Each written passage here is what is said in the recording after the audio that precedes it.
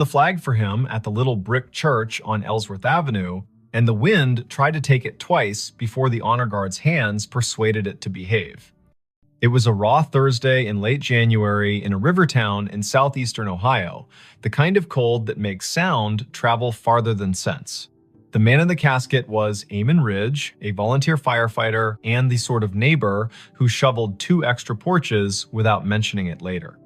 The service ended at 4, the last handshake landed at 4:20, and by nightfall, the street had gone back to being only a street. At 9:13, Leora Penn took her seat at the county dispatch console, slid on her headset, and watched the board come alive. At 9:31, the line marked 911 flashed with a familiar number. His number, the man everyone had just buried. Before we begin, tell me, where are you listening from and what time is it there? Leora had fielded storms and barn fires, and wrong turns called in as kidnappings. She had coaxed calm from people whose words came like hail on a tin roof. She had heard the first breath of a baby through a phone held in shaky hands, and the last breath of a stranger who needed someone to hear it. She was 34, kept her hair short to keep the headset from snagging, and wore a gray cardigan because the room ran cold to keep the computers honest. Her desk held 2 photographs wedged into the bezel of the monitor. One showed a river in summer, green as a promise. The other showed Eamon and his daughter Cass standing in front of the station engine with that look people get when duty gives them a reason to grin. The year was 2022. The county had upgraded the system, and the board pulsed with the soft light of new money that still felt like a borrowed suit. Lines identified towers and cross streets. Repeat callers had little tags. When Eamon's number flashed, it wore the tag she had put on it a year ago, Station 4. Her stomach made a small, foolish turn. Her hand did not. She tapped the line open. 911. What is your emergency? Static, not empty. The kind of static that carries weather in its mouth. A faint hiss like tires on wet asphalt far away, then a click as if someone had covered the microphone with a thumb and lifted it again. Leora glanced at the automatic location box. The system offered a circle that could have been a dozen blocks wide and no more. The tower showed the bluff above the river. The timer on the call rolled past 10 seconds, then 15. The headset warmed in her hand. "Hello," she said, voice even, the way training turns fear into architecture. "If you can speak, I am here." Something moved under the static. A breath, slow, disciplined.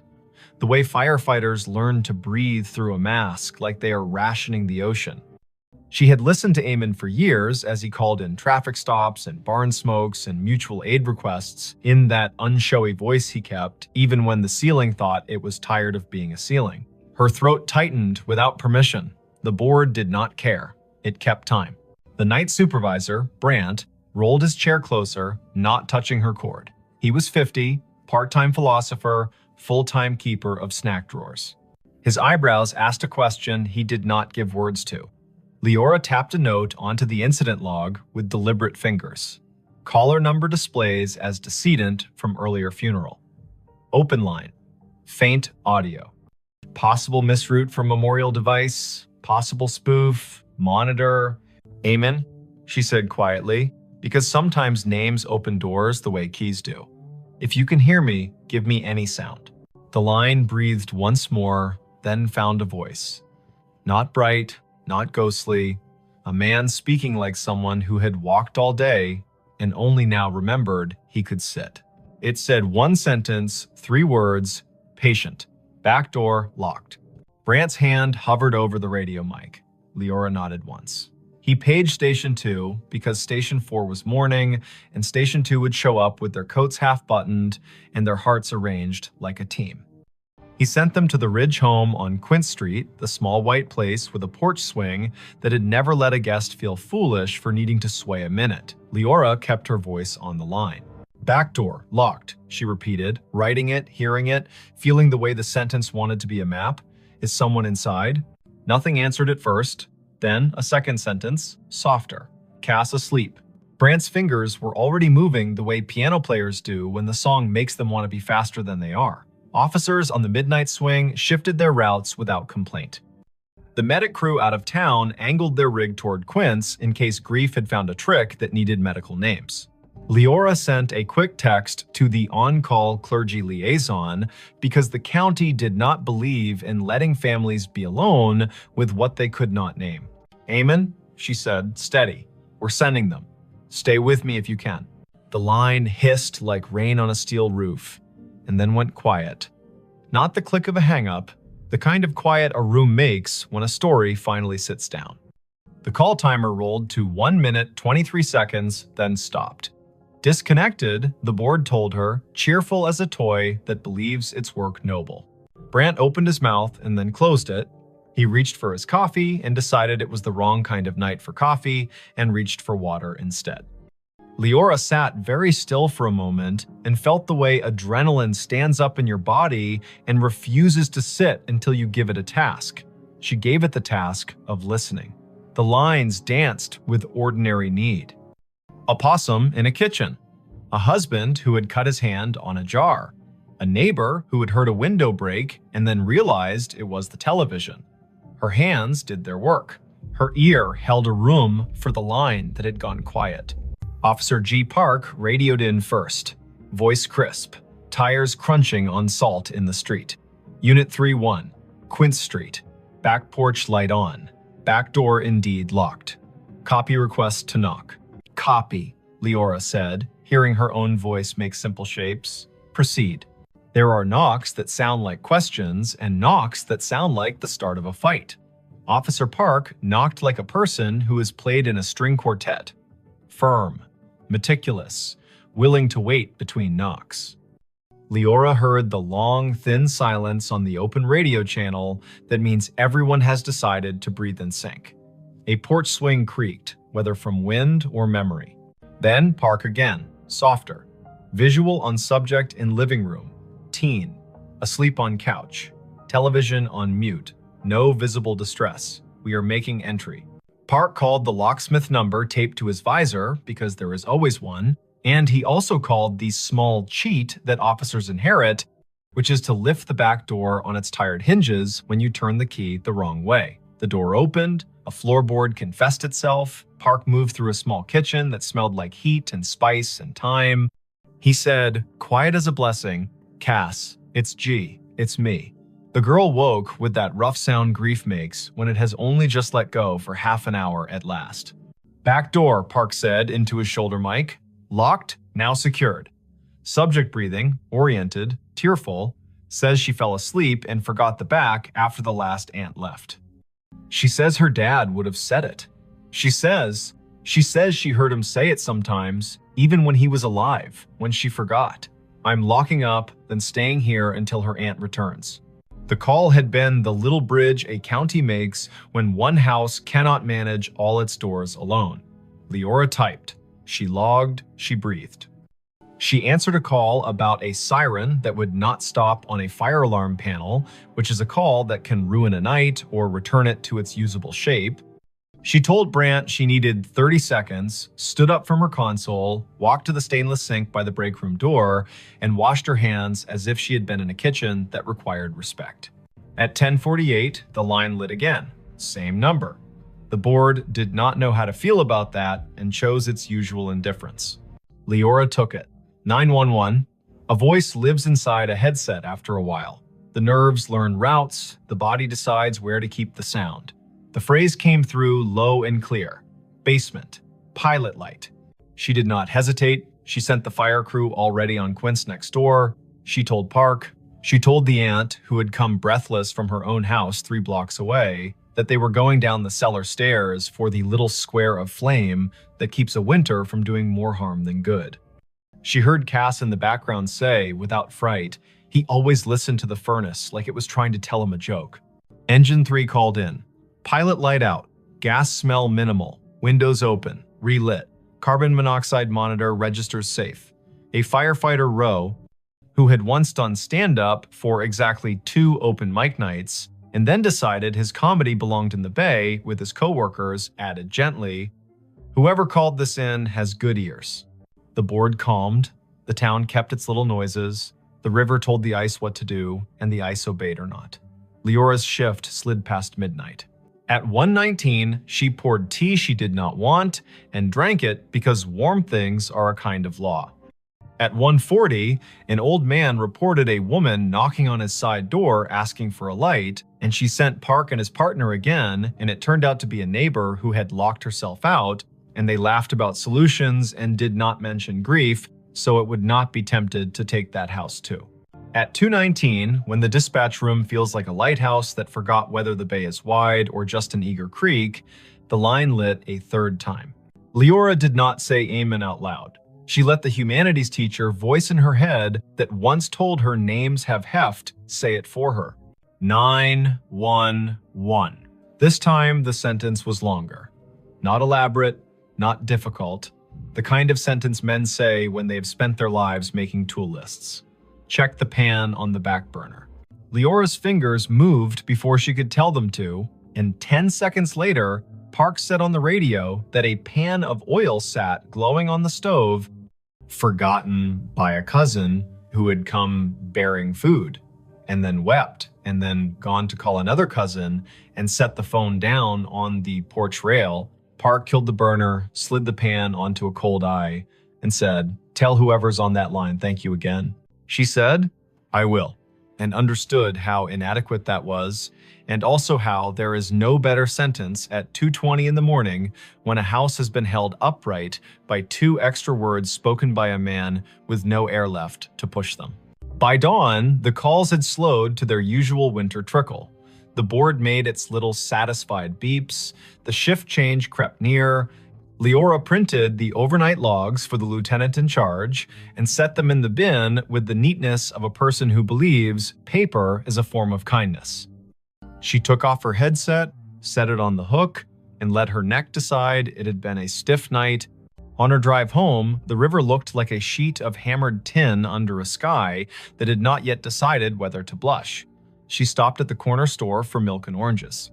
The clerk rang her up and asked if she had been at the funeral, because everyone had been at the funeral, even if they had not parked their bodies in a pew.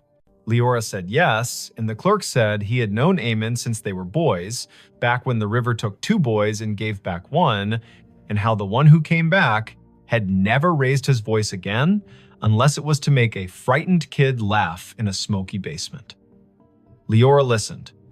The clerk put 2 extra oranges in her bag, the way men do when they feel the night reach its hand into the room and cannot keep all the light from leaving. She slept until noon and then sat in her kitchen with the radio low and the blinds open to teach the afternoon how to behave. Her phone chimed with a message. It was Cass. Leora had given her number to the aunt without thinking, and nothing about this felt like a boundary violation now. The message was a picture of a backdoor lock and a caption. "He did it again, thank you." She replied, "You did it."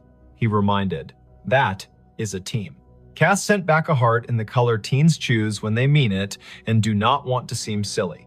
Word traveled without gossip's teeth in it. People told each other the version they could bear. Some said the call after the funeral had been a trick of towers, an echo, a message scheduled by a grieving mind that had set a reminder on a phone.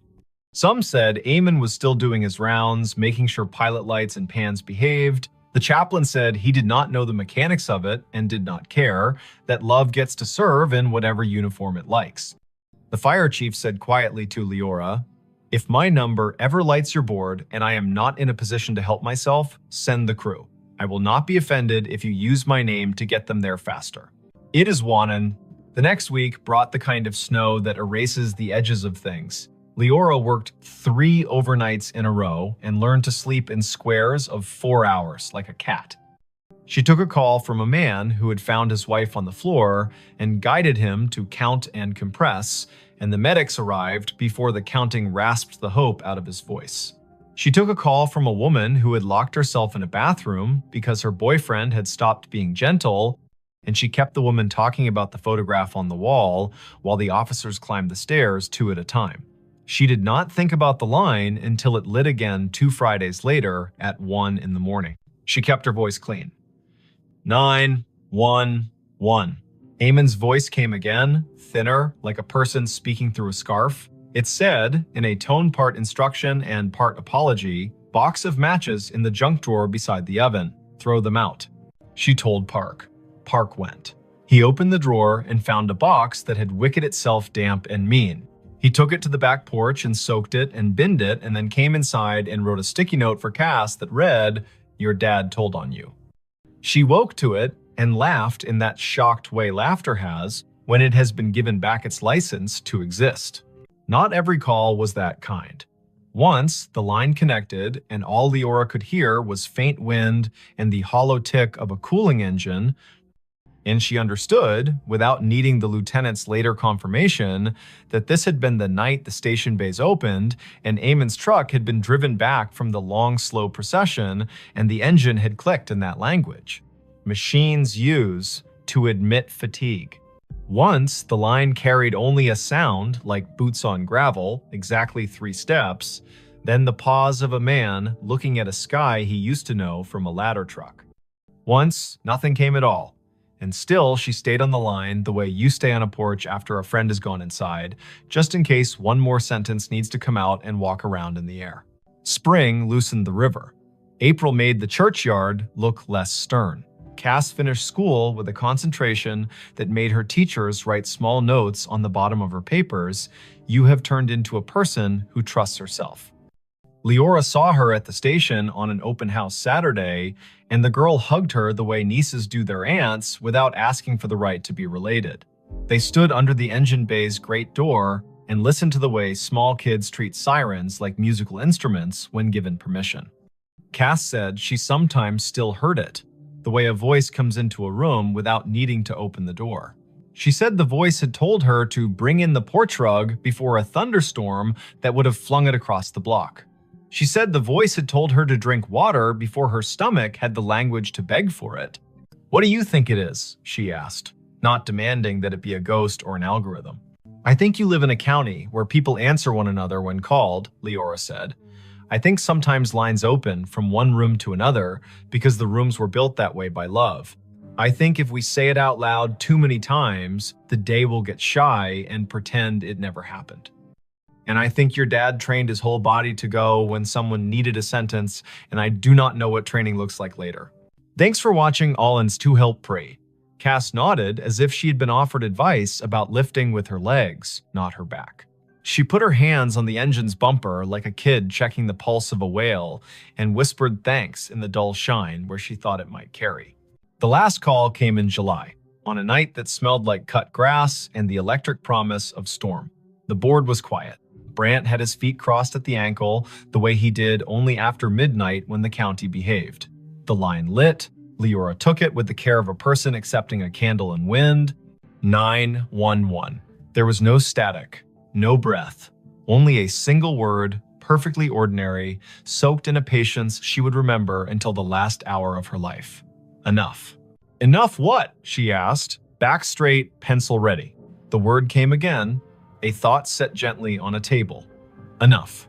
Then a long exhale, the temperature of a day in which someone has put down a tool they are proud to have used and is ready to wash their hands.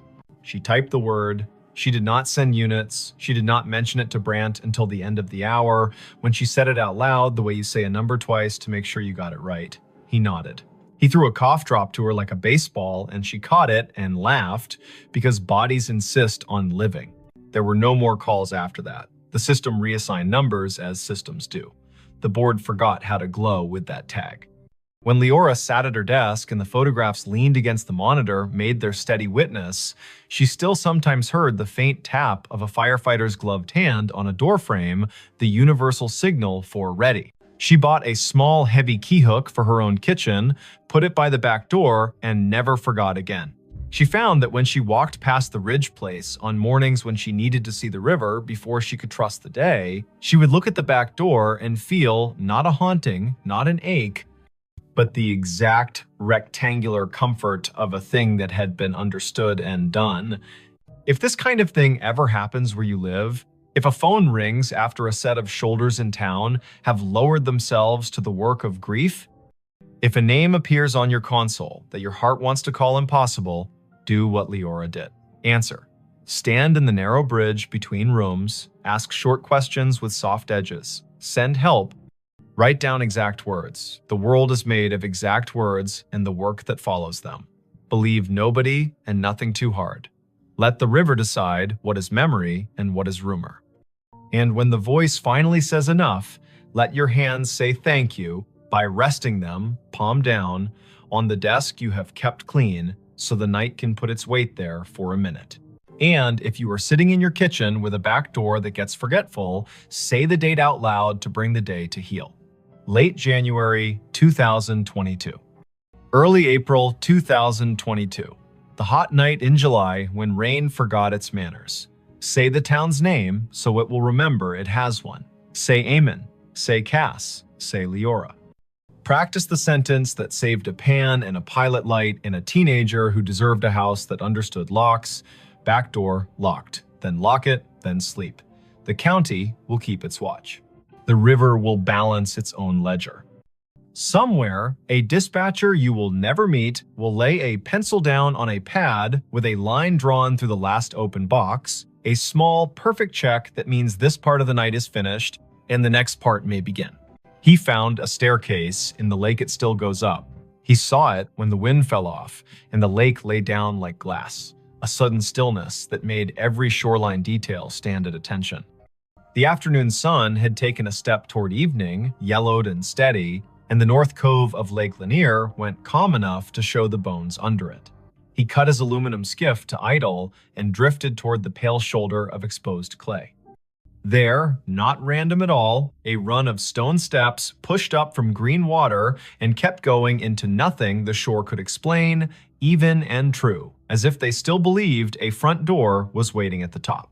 Before we begin, tell me, where are you listening from and what time is it there?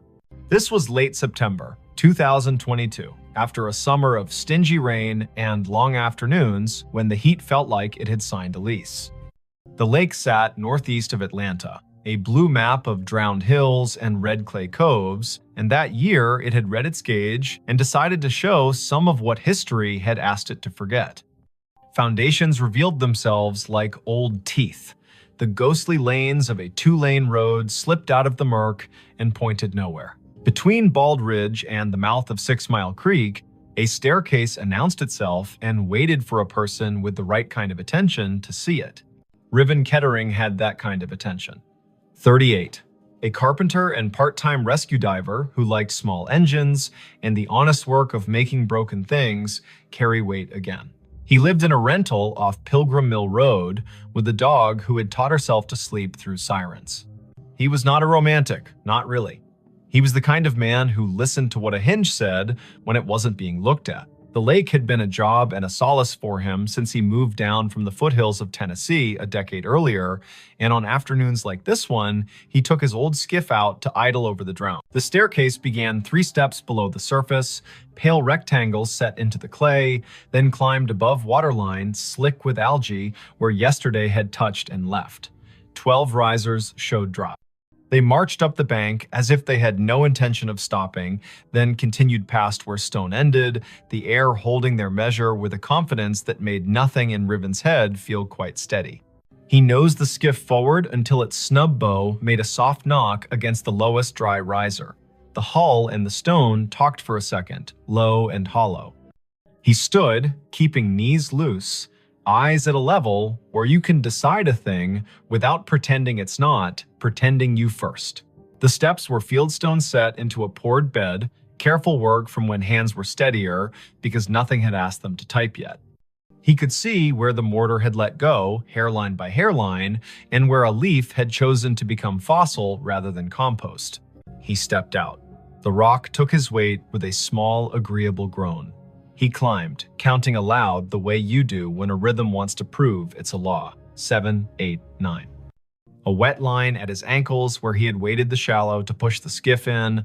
10, 11, 12. He stopped where stone ended. The sidewalls rose one more course and then gave way to air. Ahead of him, nothing. Above him, more nothing. And yet his right foot, when he slid it forward with the caution of a man who had once fallen through a rotten porch and did not intend to audition for that pain again, found resistance. Not stone, not water. Not empty. A density like stretched cloth, like cold-pressed sugar, like a stare that remembered itself and refused to forget just because the lake had been told to be a lake. He drew his foot back, scalp prickling, breath in a pocket he didn't want to open too fast. He looked around to see if anyone else had been presented this joke. No one. In late September, a Tuesday can make a cove your private chapel. Far out, a pontoon boat moved like a floor with music on it. Closer in, a blue heron had made the stump of an old post into a claim. Riven set his palm above the end of the stone into the air where a banister would be if someone had finished the thought. He felt nothing until he pushed a hair past what he thought was safe. Then he felt a boundary, the exact height of a handrail in a code book he could recite. He smiled despite the way his heart had decided to pick up the tempo. Something here hadn't drowned entirely. Something here had decided to keep going up. He does not scare fast, Riven. He is a man who has gotten into dark water at night, kindly, and come back calmer for it. But he respects a place with a memory. He went back down the 12 risers and climbed into the skiff and sat with his hand on the tiller and let the lake tell him if it wanted him to be braver than his grandmother would approve. The wind was a rumor now. On the far shore, a transformer hummed with the stale sweetness of electricity. He turned the motor off and drifted with his fingers brushing the gunwale and felt for the old current under the new. A loon called once out in the main channel, the syllable bending toward a kind of loneliness that doesn't need an audience. Riven looked back at the steps. The air above the 13th riser shimmered, a trick of light or a rule he hadn't been told yet. He swore softly in the old way that buys you permission to try again. He pulled the skiff onto the red bank, tied it off to a scar of root, and went back up the 12. He did what his hands knew to do. He turned a coin on its edge and rolled it along the last stone. When it tipped forward into air, it did not fall. It sat against nothing, as if pressed to a glass he could not see. He slid it forward with one finger and felt it drag over an edge. He slid his boot after it and met a tread that had weight. He put his full foot down and his bones agreed that physics had not been insulted, only invited to a different kind of party. He brought the other foot up. He stood on the 13th step of something that existed without confessing to the eye. He took one more. 14. He stopped. He is not a fool. He turned to look at the lake, which does not care if you find it holy or treacherous, so long as you understand which mood it is in. The cove held its breath. He stepped backward down the 2 air treads with a caution that felt like a prayer you say without agreeing you're saying it. He stood again on stone that had no arguments and breathed the kind of breath that renters of boats make when the motor coughs once and then forgives you. Lake Lanier carries stories the way clay carries footprints. Old towns lie under it, old churches, the ghost lanes of Old Federal Road. People will tell you about a stalled truck on a fogged bridge and a handprint on the back window after, about divers who won't go down a second time because they looked through a school of crappie and saw a porch swing move. Some of that is what happens when humans leave water to be the keeper of their history. Some of that is people being lonely and needing their fear to wear a costume. Riven carried none of those stories in the silly way. He carried them the practical way. He knew people had been told their land would drown for the good of cities they would never see, and some of those people had said their names into the bank and put rocks one on another to make the land remember. He went home with the staircase in his notebook and in his knees. He did not say the shape of it to the bartender at the place on Brown's Bridge, who called everybody chief. He did not post a photo because the lake punishes people who turn it into spectacle. He slept badly and woke before his alarm and made coffee meaner than necessary and drove back with a coil of thin rope and a chalk box and the tape measure he used when perfection had to be part of the bill. Morning Lake, blue as breath. The skiff skittered over wind ruffles and slid into the cove willing. He tied a chalk line at the last stone and played it out up the air, marking nothing with blue dust that caught in nothing and hung there like a trick. He laughed once, quietly. He measured riser height with the tape and found consistency that would have made a county inspector nod. He tied a loop in the rope and lowered it down the near face of the steps. The loop sat against an invisible edge and held, not tight, not loose, as if politely told to wait. Half an hour went by that way. Numbers, angles. The carpenter in him building a drawing that would keep his fear inside its lines. When he finished, he sat with his back against the sidewall and let his head find the cool of stone that had learned shade. The world stepped closer. From somewhere he could not triangulate came a sound that reminded him of a bicycle bell rung just once. In politeness, he stood. The sound did not come again. He walked down the 12 and waited on the shoreline while the lake decided whether to ignore him or to grant him more. A woman called from the top of the red bank. Riven looked up. She was tall and rangy, mid-40s, wearing the kind of straw hat that makes a person look like they know how to move in weather. She carried a camera with a strap that had been repaired twice and a notebook bulging with the kind of paper that did not come out of printers. She introduced herself with a grin that answered questions he had not asked. Mara Clary. She ran a small outfit that mapped drowned towns and grave relocations for counties that cared to admit their forgetting. She had a copy of the Army Corps' old charts and a habit of showing up where the lake loaned the present to the past. "I've been told you've got steps," she said, "and that they keep going up." He wanted to ask who had been talking. He wanted not to have his name in a stranger's mouth. But she put her hand on the sidewall like a careful person says hello to an old horse, and the way her face took in what she saw made him feel less alone in his own seeing. He nodded. He told her his name and the number of air treads he'd let himself trust. She whistled low. "Lanier tells on itself every few years," she said, eyes on the shimmer above the 13th. "But I haven't seen it do this. Fieldstone, that would have been a front walk probably. Or the stairs to a porch. You can tell from the way these aren't as steep as church steps. And there would have been a dog who slept halfway up until someone came home at supper."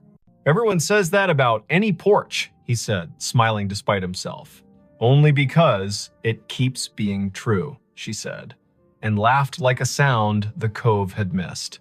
They measured together, she took photos, he held a stick out over the air risers and watched the end bounce against nothing. They left offerings the old way. He peeled the paper off a peppermint and set it on the third stone step. She untied a strip of blue cloth from her hat and tied it to the root that held his skiff's rope. The lake, if it acknowledged that at all, did not show it. She opened her notebook to a page where she had copied in neat letters the names and dates of households taken when the valley was flooded in the early 1960s. 2 farms had sat on this spur, the Sumter place, the Jory place. Sumter had 5 children and a clean way with fence lines. Jory was famous for a Sunday table and a sour temperament the rest of the week. The county had cut checks and called it a necessity. The stairs could have been either family's. But on the sidewall, low near the 5th riser, they found a mark cut into mortar with a nail or a stubborn penknife. A letter. "J. You think Jory," she said. "Or June," he said. "Or Josephine. Or a boy who didn't get to grow into his handwriting rights, their first initial into any stone that isn't busy." The lake made a small sound against the hull, a shrug. They came back the next day, and the next after that. In the afternoons, teenagers on rental jet skis came doing grammar the water did not admire. In the mornings, a heron watched like a magistrate. Once, a man in a bass boat cut his engine and drifted nearer and asked if the invisible was real or a trick. And when Riven told him the truth, he raised his cap and said, "Well then," and idled away because some facts want to be left alone to keep being facts. On the 5th day, just after noon, when the light loses some of its slant and the lake starts its long exhale toward evening, the air changed. Riven was on the 14th invisible tread, Mara 2 below on stone, the rope tied at his ankle as if that kind of thing would help. He felt a pressure move across his shin like a child's study of a newel post. The hair on his forearms declared a vote. He looked up. Above him, a faint dark line hung in the bright. A lintel, if you wanted to pretend to see one. A line where a door might have decided to sit if it still meant to. He lifted his hand slowly and let it hover. It met resistance at the height where a latch would be if people had followed the same measurements here as they did in town. He pressed a fraction and felt the air give. Not much, not enough to invite him, only enough to say, "I know what you were asking for," and no. He withdrew his hand. He did not try again. He went back down and sat on the 6th stone step and put his elbows on his knees and let his head go heavy in the way of a man who knows the difference between a closed door and an answer. "Not today," Mara said, not unkindly. "Doesn't mean never." A storm ran around the rim of the lake that night and forgot how to come down. The next morning broke clean and noisy, with birds relieved to be right about the Sunday. When they returned to the steps, the peppermint was gone. The strip of cloth whispered against the root when the wind remembered it. On the 4th stone riser, a line had been drawn in the red dust by a finger that had not belonged to wind. 4 short lines, 1 long. The way a person keeps track of days when they are doing a job no one else is counting, they looked at each other like people who have been included in a conversation without earning it. Mara wrote down the marks in that tidy, practical hand. Riven climbed to 14 again and did not press the air where the latch would be. He listened instead. It is an old trick. The more you don't demand to hear, the more willing a place is to say its piece. Somewhere above him, at the end of the invisible run, a sound came faint, almost an opinion. The scrape of a chair, foot against a wooden floor. Once, then a breath, remarkably ordinary, let out by someone who was done with a small effort and is pleased to have finished. He let his knees bend and went back down, step by careful step. The county put out a notice, polite as a church lady, asking people not to climb anything that felt like absence. A man from the Corps came by with a clipboard and a caution that did not include humor and told them to rope the place from the bank. They tied a line and left it slack enough to be ignored by whatever needed to come and go. Mara logged coordinates and photographs and the exact color of the lichens on the sidewall. Riven made a drawing of the steps that showed the air ones the way you show trust, with dotted lines and a note that says, "As found." Word spread anyway. It always does when to leave a thing alone would be the more complicated form of love. A grandmother came and watched from the shade and told her granddaughter a story about the summer her brother rode a bike into a field that is now part of the lake and fell and did not cry, because corn leaves will cut you if you give them. An audience. A man in a Braves cap stood for a long time with his hands in the back pockets of his jeans and didn't tell anyone why his eyes kept the gloss they kept. A boy clapped once and apologized, and then asked if the staircase sounded like anything, and when Riven told him about the scrape and the breath, the boy looked toward the place where a door might be and whispered, "Thank you," like a student to a teacher who has handed out permission slips to freedom. On a Wednesday morning in early October, the lake rose 2 inches. The first stone step went green again. The 12th stayed dry. Riven set his palm to the sidewall as he had begun to do without design and said the names of the months out loud as if they were a key. Mara arrived late, hair in a bandana printed with little cranes, a thermos in one hand and a sheet of onion skin paper in the other, the thin kind that takes pencil and lets the stone's texture come up through. She rubbed the J, the nail-cut letter, and the tally marks. When she lifted the paper, the letter and the lines looked like a message written by someone whose words had to be rationed. She tucked the rubbing into her notebook with a care Riven recognized as kin to prayer. By noon, clouds built into a boast. Mara packed her camera because electric things deserve not to be insulted by weather. Riven untied the rope at his ankle and coiled it with the absent-minded competence of someone who likes ropes for the way they make order out of risk. The air above the 14th step felt different. Cooler, somehow. Denser. He looked up and wanted more than he would have admitted the week before to see something acknowledge him. Not a face, not a figure, an idea. The lake refused. It kept to its rights. Before the storm broke, a small group arrived in silence. Not tourists, not thrill seekers. People in good shoes that did not belong to docks. A woman in a navy blazer. A man whose tie had been loosened by degrees and had stopped at 3. An older woman with a cane that looked like it had been carved by someone who understood trees better than money. They stood on the bank above the line and watched the steps like people watching someone figure skate after having once skated the same routine 3 decades ago and remembering what the body used to hold. The older woman spoke first, to the stone, not to the living. "You kept it," she said. "You stubborn thing. I told them you would." She introduced herself when Riven climbed down to the bank with his curiosity plainly showing. Ada Sumter Jory. Not a marriage, she was quick to clarify, but a habit of names borrowed and kept. Her father had been a Sumter, her mother a Jory by necessity and grievance. She had been 10 when the men from the government came and put stakes on the hill and told her they were measuring to make the river useful.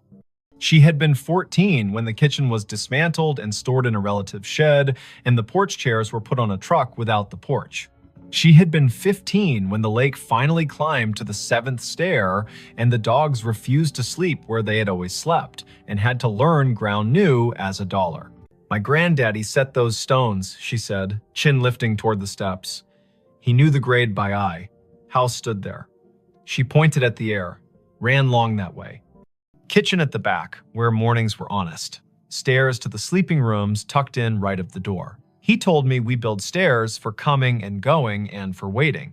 That last part is where the world gets the math wrong. She cleared her throat once, a small thing that meant a larger thing had moved through it. "My brother wrote his letter J in the mortar before it set," she said, and smiled fully for the first time. He was 5 and mad because he had not been allowed to carry a stone and needed to have done something the porch would remember. They watched the lake together as it considered which forenoon belonged to which afternoon. Mara showed Ada the rubbing, and Ada put her palm on the paper like a hand over a baby's sleeping flank. "He stayed mean," she said of Jory, but without any real heat. But he loved that stair. Sat halfway up when he had nothing to do and the weather had nothing to argue about. Played that little bell you keep hearing because he liked the neatness of a sound that stops when you take your finger off it. The storm arrived, they covered what needed covering, the skiff rocked and complained, and then remembered it had been in worse moods and calmed. The rain washed the red dust off the risers and gave them back their gray. The air cooled like a head turning on a pillow to the comfortable side.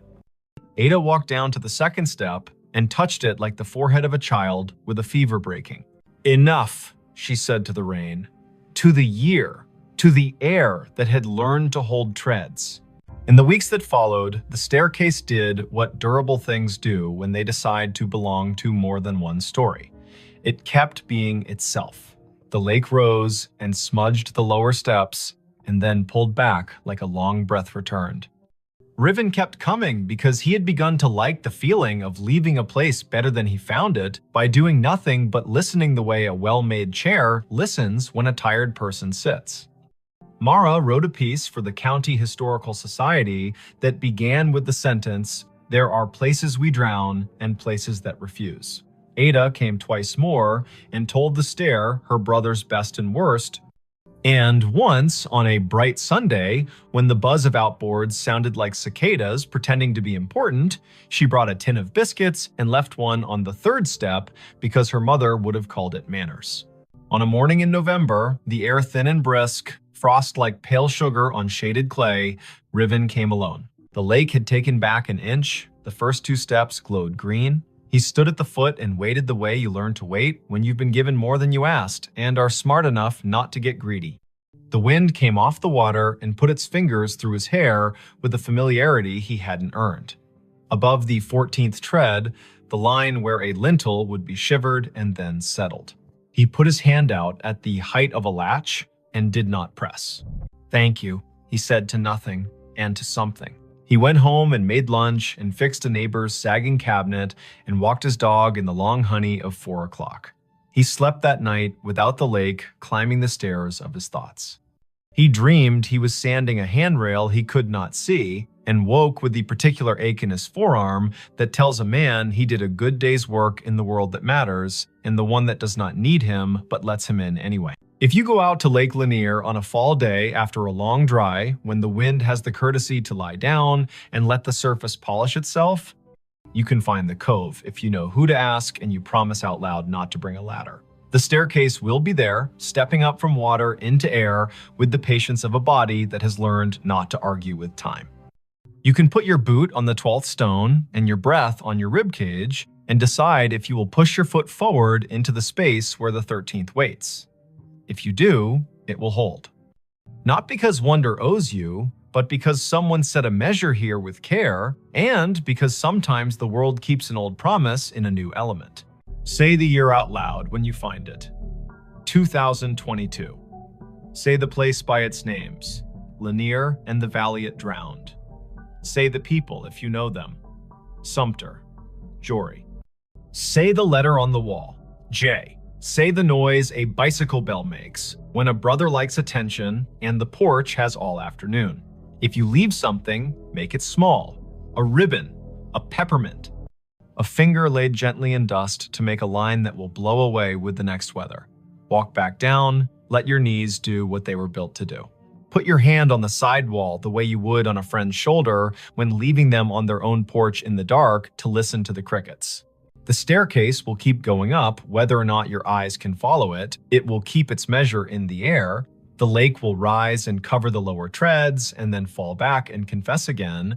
Boats will hum. Herons will judge. A woman in a straw hat will rub letters onto paper, and a man with a dog who sleeps through sirens will coil rope and listen. And somewhere under the calm skin of the cove, where red clay holds onto everything it can hold, a front door you cannot see will stay shut and not unkindly, practicing the hardest kind of hospitality there is, offering you a way to ascend and a way to wait, and trusting you to know which one belongs to you today. Her phone pinged at a grave with her name. The notification bloomed on her screen the moment her shoes left the gravel and slid onto the soft path between moss-dark stones. A small bell chime, bright as glass. A banner at the top. You have arrived, Eden E. Hale. The words sat there as calmly as a weather app, as if the city had decided to label her the way it labels a bridge or a square.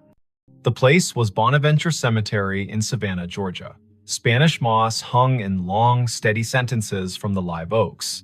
The river kept its secrets behind the bluff and breathed like a sleeping room. It was late afternoon on a Sunday in early November, the air cool enough to make her wish for sleeves and warm enough to forgive her for forgetting them. Before we begin, tell me, where are you listening from and what time is it there?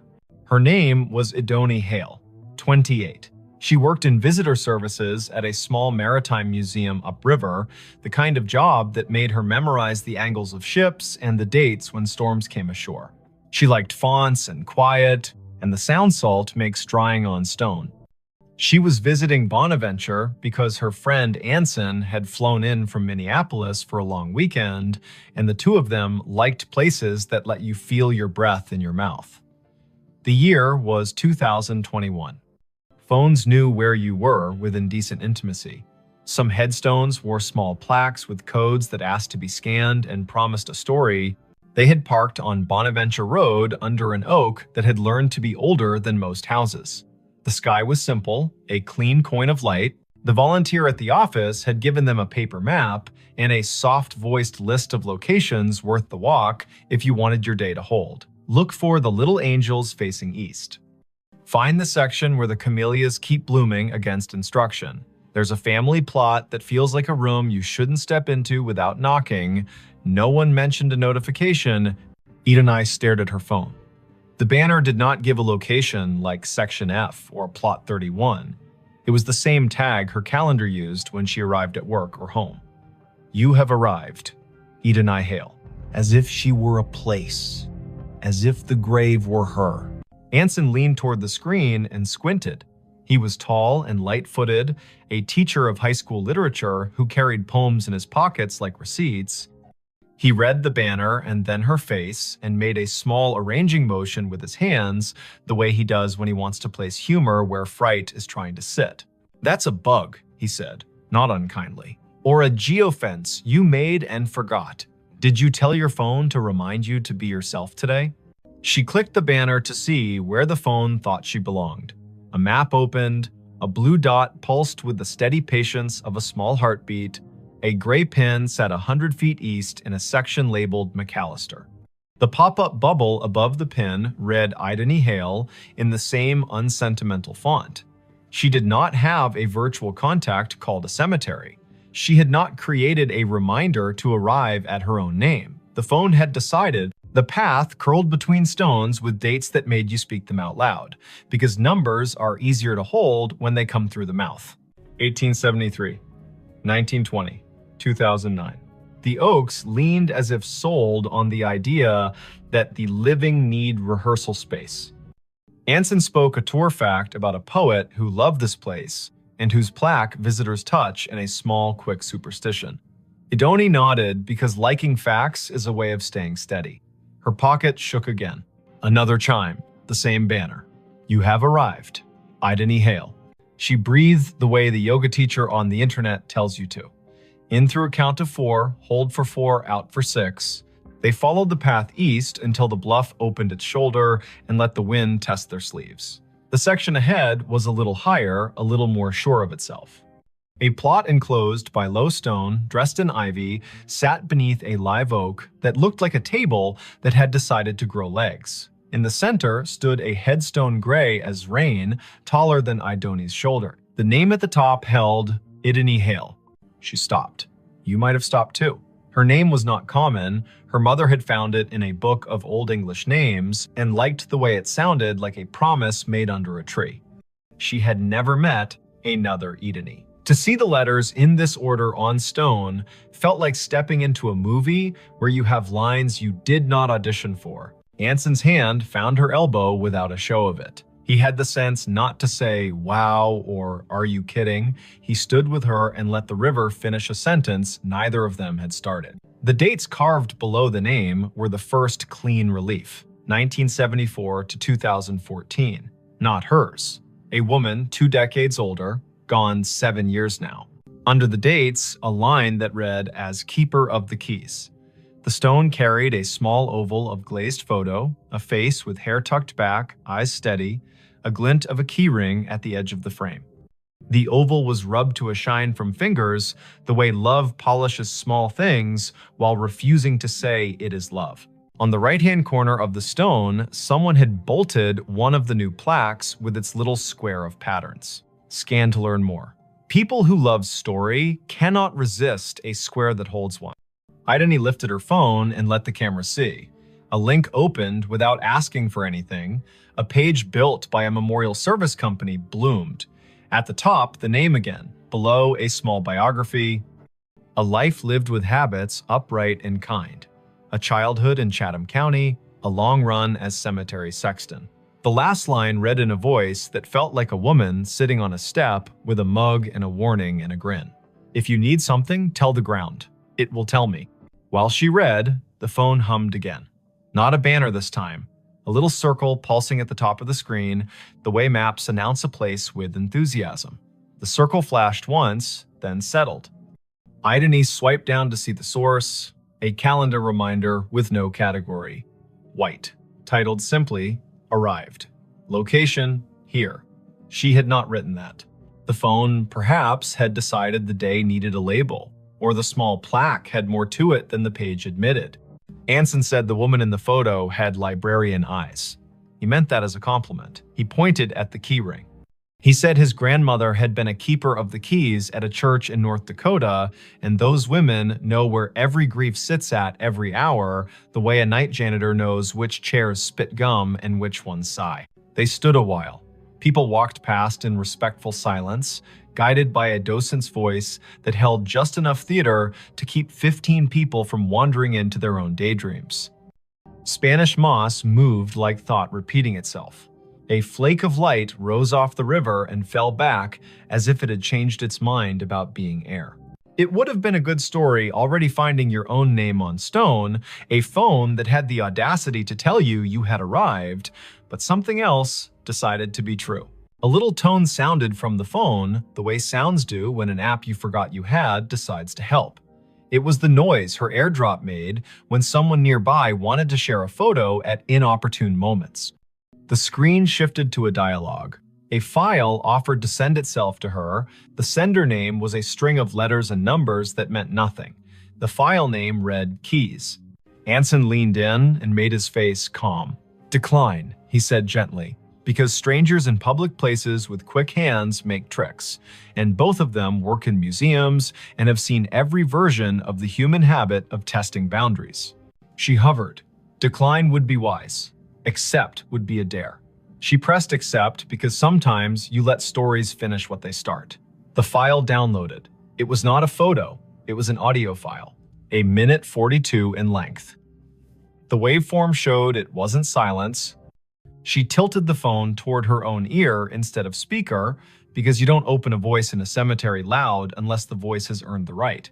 Static first, then the sound of wind combing something thin, then a woman's voice, the age of a woman, who tells tools where they belong and expects cooperation.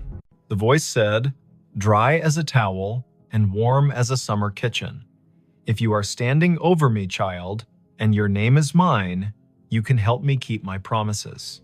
Put your phone on the stone and leave it be a minute. It will tell you where to stand next." Anson's eyebrows did a small jazz riff and then tried to behave. "Okay," he said softly, a word that meant, "I am here and I am not going to ruin this with cleverness."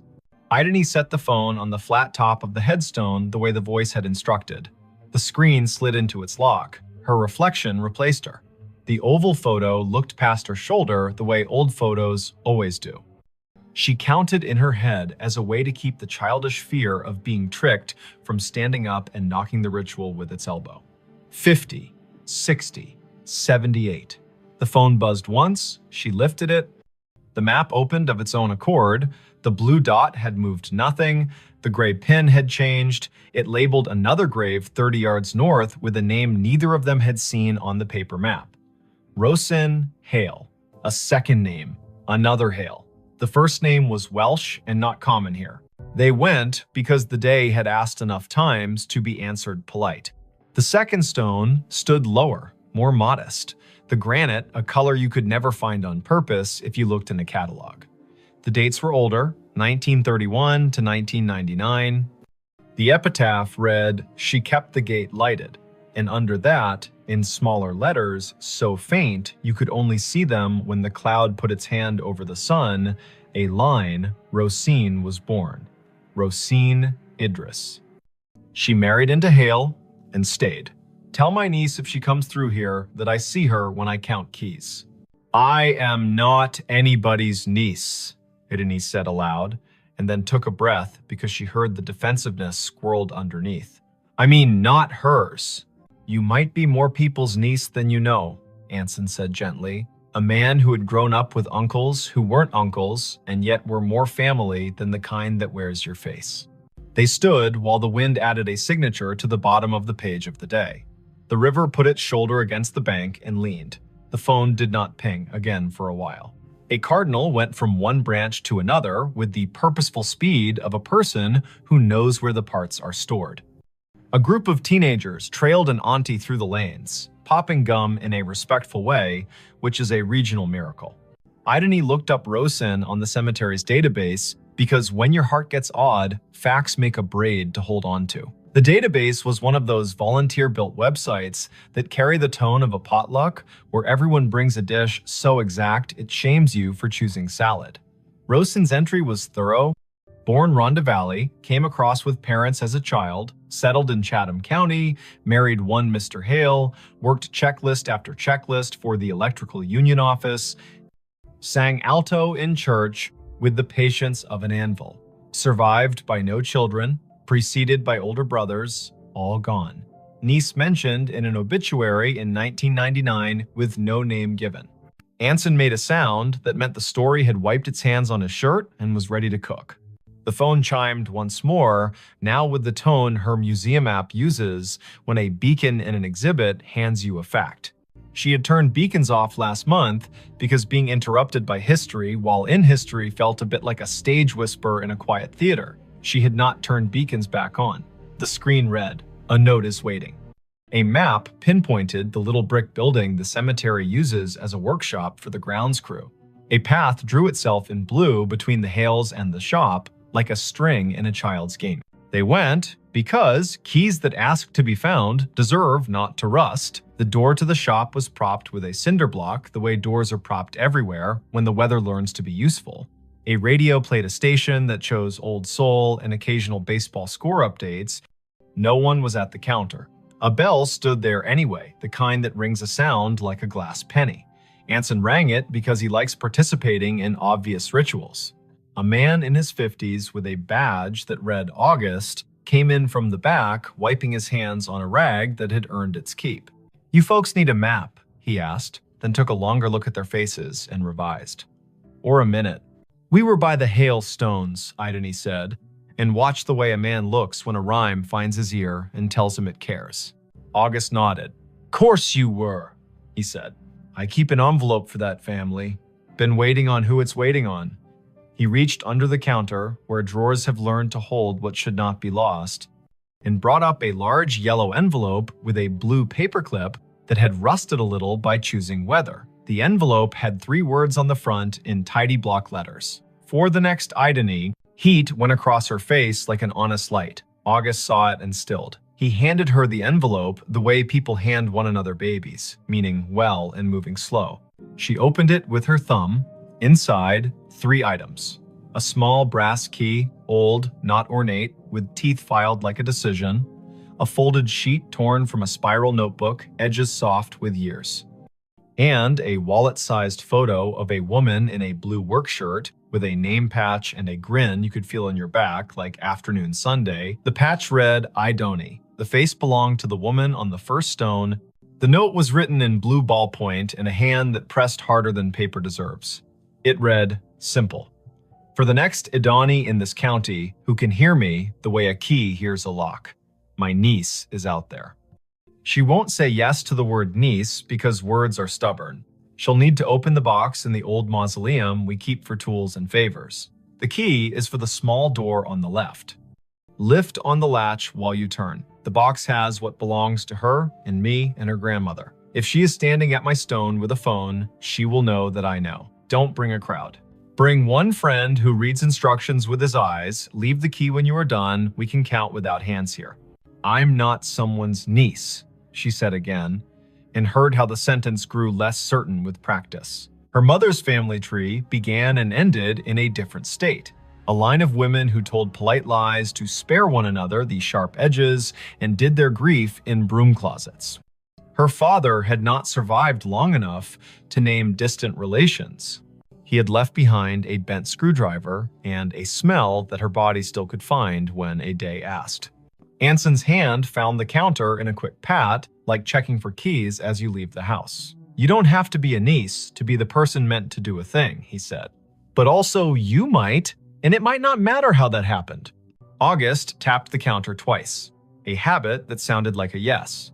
"The small left door," he said. "People never see it. Take the path behind the office and go right at the angel with the missing hand. The mausoleum is the little brick one that looks polite. The left door sticks the way a lie sticks to a room. Do what the note said, lift and turn." They went back into the light. The blue string on the map did not bother now to draw. The path knew their feet.